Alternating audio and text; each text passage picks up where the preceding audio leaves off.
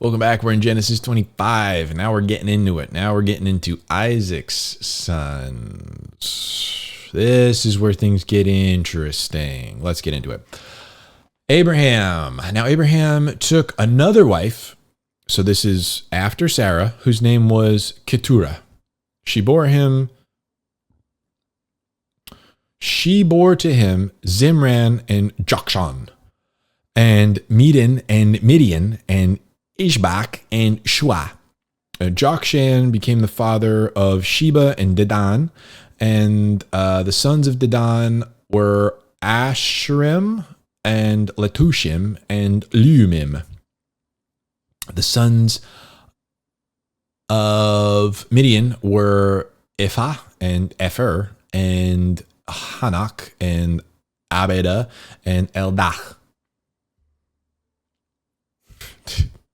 I'm trying. All these were the sons of Keturah. Now Abraham gave all that he had to Isaac, but to the sons of his concubines, Abraham gave gifts while he was still living and sent them away from Isaac eastward to the land of the east. These are all the years of Abraham's life that he lived, 175 years. Abraham breathed his last and died at a ripe old age, an old man and satisfied with life, and he was gathered to his people. Then his sons, Isaac and Ishmael, buried him in the cave of Machpelah in the field of Ephron, the son of Zohar the Hittite, facing Mamre, in the field which Abraham purchased from the sons of Heth. There Abraham was buried with Sarah his wife. It came about after the death of Abraham, God blessed his son Isaac, and Isaac lived by Beer Lahai Roi. The descendants of Ishmael. Now, these are the records of the generations of Ishmael, Abraham's son from Hagar the Egyptian, Sarah's maid, bore to Abraham. And these are the names of the sons of Ishmael by their names in the order of their birth.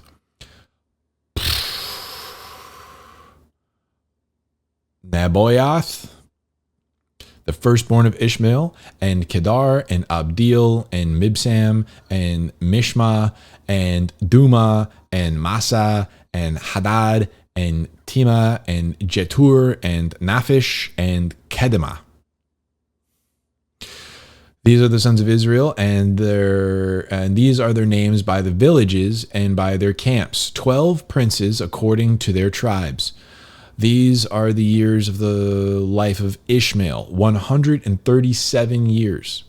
And he breathed his last and died and was gathered to his people. And they settled from Havilah to Shur, which is east of Egypt as one goes toward Assyria. He settled in defiance of all of his relatives, which was promised that he would kind of be that kind of dude to Hagar. Now, these are the records of the generations of Isaac, Abraham's son. Abraham became the father of Isaac, and Isaac was 40 years old when he took Rebekah, the daughter of Bethuel, the Aramean of Padam Aram, the sister of Laban, the Aramean, to be his wife. Isaac prayed to the Lord on behalf of his wife, because she was barren. And the Lord answered him, and Rebekah, his wife, conceived. But the children struggled together within her. And he said, "If it is so, then why am I this way?" And she said, "If it is so, then why am I this way?" So she went to inquire of the Lord. And the Lord said to her, "Two nations are in your womb, and two peoples will be separated from your body, and one shall be stronger than the other, and the older shall serve the younger." When her days to be delivered were fulfilled, behold, there were twins in her womb. Now the first came forth red all over with a hairy garment, like a hairy garment, and they named him Esau. Afterward, his brother came forth with his hand holding on to Esau's heel. So he was called Jacob. Isaac was 60 years old when she gave birth to them. So it's 20 years later. Whoa. When the boys grew up, Esau became a skillful hunter, the man of the field, and Jacob was a peaceful man living in tents.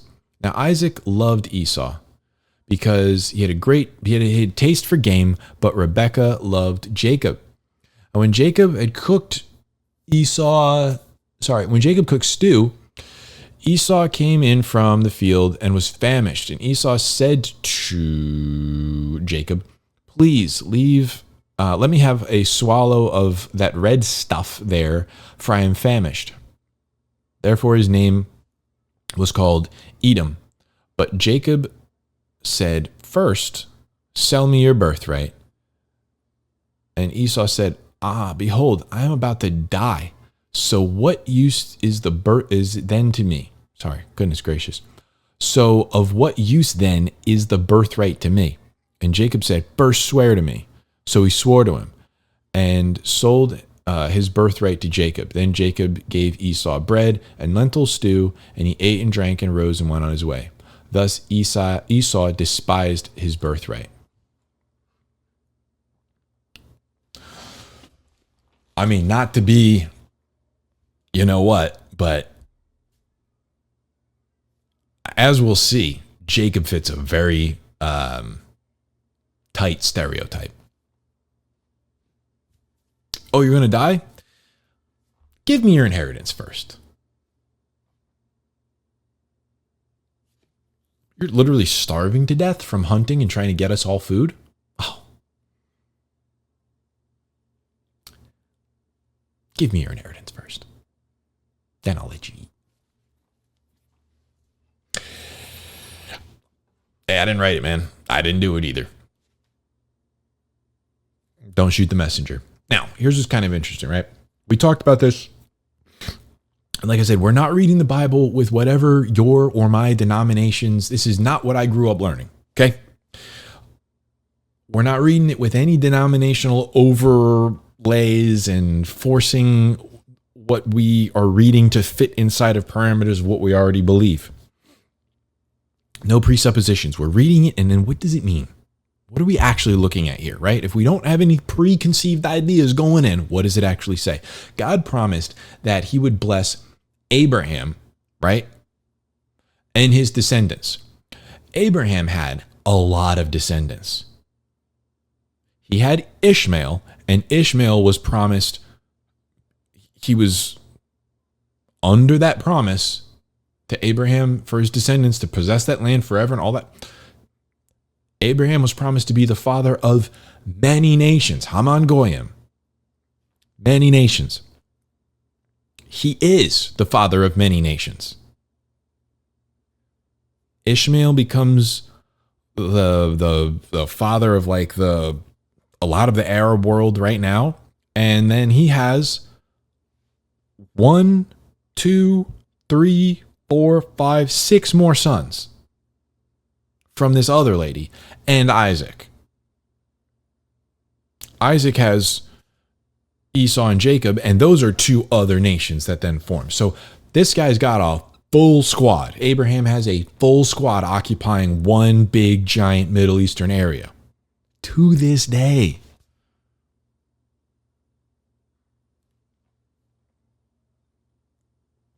So, and that's just this, right? That's just the wife, Keturah. Then he had sons by his concubines as well. Dude was letting it happen in his old age. So there's even more. And God's promise to bless his descendants or whatever, to prosper his descendants,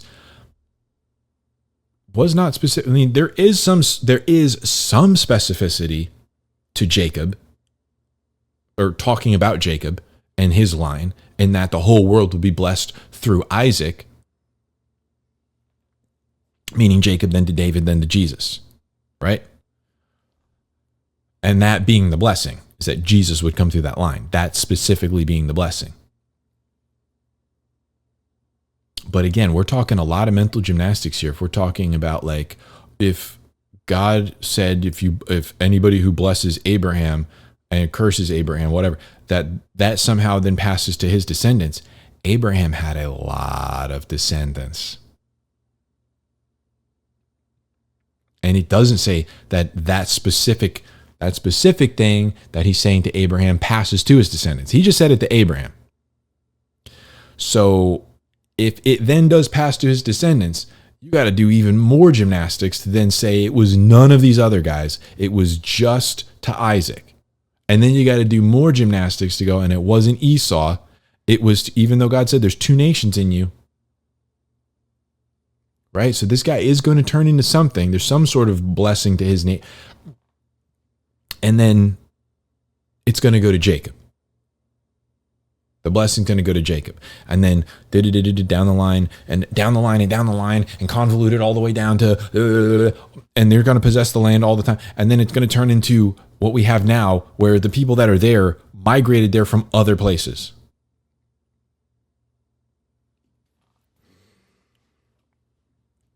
Don't shoot the messenger, bro. We're not reading it with all this other stuff in it. Abraham has a bunch of other descendants. A bunch. Also very interesting, the parallel between Ishmael and what we'll see with Jacob. Jacob also has 12 sons. Ishmael has 12 sons. 12 tribes. There's a real strong parallel between Ishmael and Jacob with this. And I thought, honestly, I didn't even remember that he had a bunch of other sons. Didn't even remember this. This is like, I'm reading it for the first time. I completely forgot he had a ton more sons. So there's a lot there that once you're reading this, and I hope that you're seeing it, once you're reading it and you're going, oh, whoa, I didn't know that. I didn't know that God also made promises to Hagar. Interesting. When God said that your descendants will occupy the land, these are all Abraham's descendants, and they are still to this day occupying that land. He must not have been specifically talking about Jacob's descendants. He was talking about Abraham's descendants, and it seems like it would have been all of them. Interesting. Right? That's what the scriptures say. That's what the scriptures say. And then you can compare that to what we're seeing today and what we've seen over all humanity. Since this time, who's possessed the land? These guys, descendants of these guys. Who's been battling it out the whole time? Like he said to Hagar, he is going to fight whatever. He's going to be the least, and he's going to battle, and he's going to be scrappy. He's going to be a wild guy. To this day, place is a powder keg.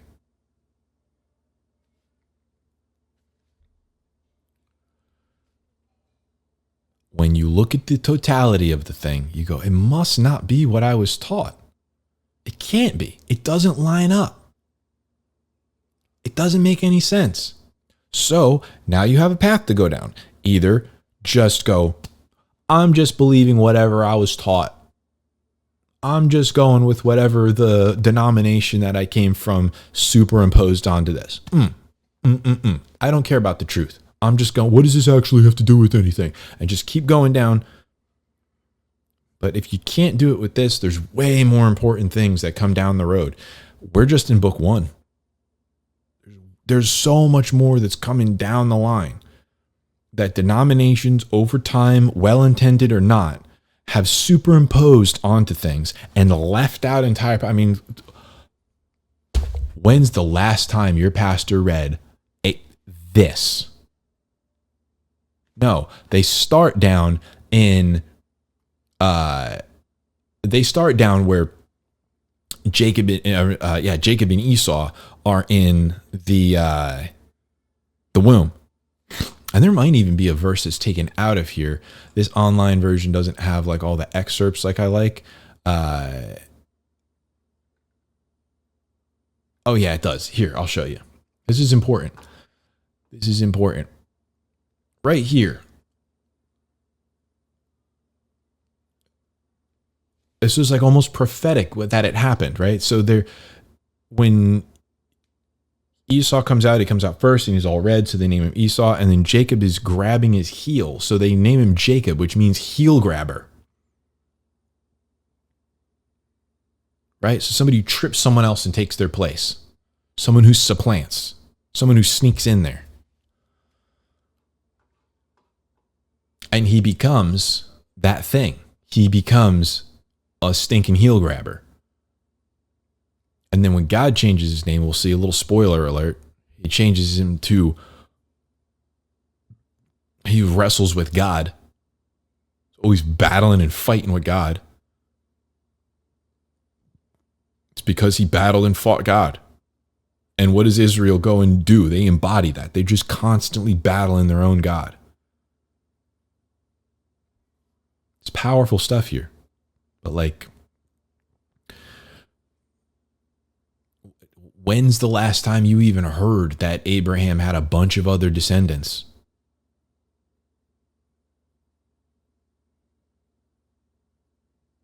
No, all you've heard is the mental gymnastics and the leaving out of a lot of passages to try to get to, right? Everybody likes to go back to the Greek or back to the Hebrew or whatever. Go look up Father of Many Nations. We did it on Hanging Out with Uncle Charlie.